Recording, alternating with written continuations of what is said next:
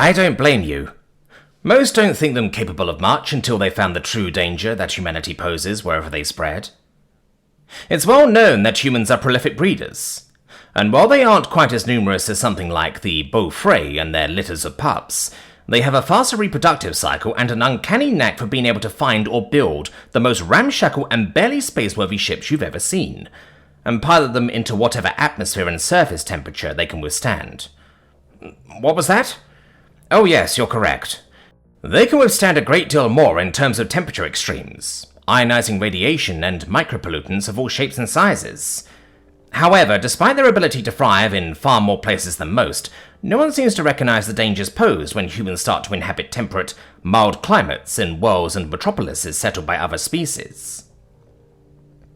I'm sure you've been to many such places, with humanity as but one of dozens or even 100 different species, all coexisting in peace. Of course, heed my warnings and you'll understand why it is a false peace.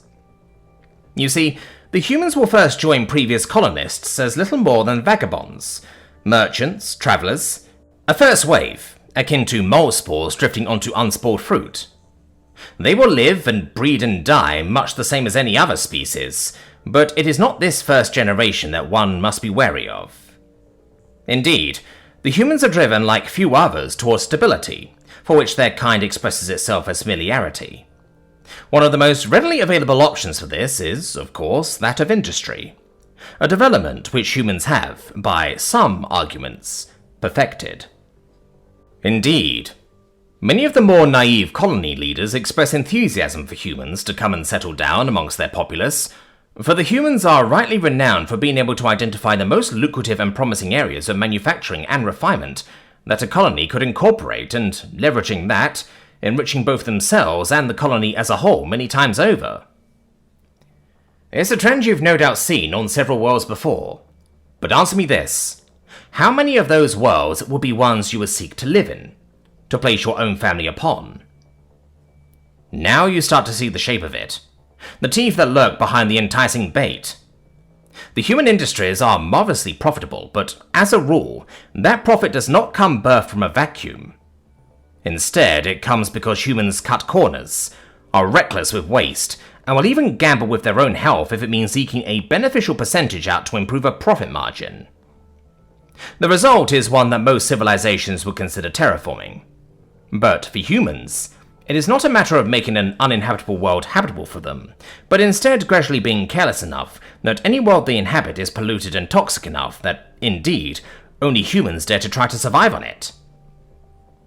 I know of a dozen worlds that were once metropolitan hubs, meeting places of science and industry and the nexus between multiple empires and civilizations.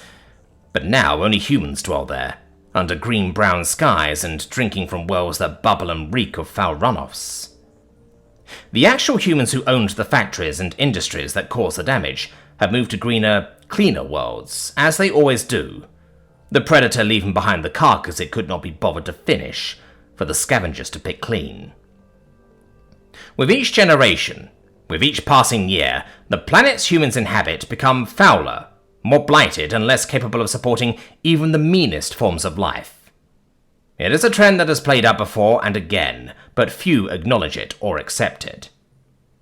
I urge you to stand firm, and remember that growth without limitation, such as the humans always offer, can never be anything but cancerous. Following recommendations by law historian Mlet the Thirdborn, the Shao-Red colony was the first on record to refuse entry visas and settlement permits for human colonists. However, less than 3 solar cycles later, and following the Human Economic Alliance of Worlds contributing several million credits towards the election campaigns of a number of colony council opponents, a majority of the previous council members were ousted in a snap election shortly thereafter. The following revote on the human colonist permits was passed in a 5-4 vote.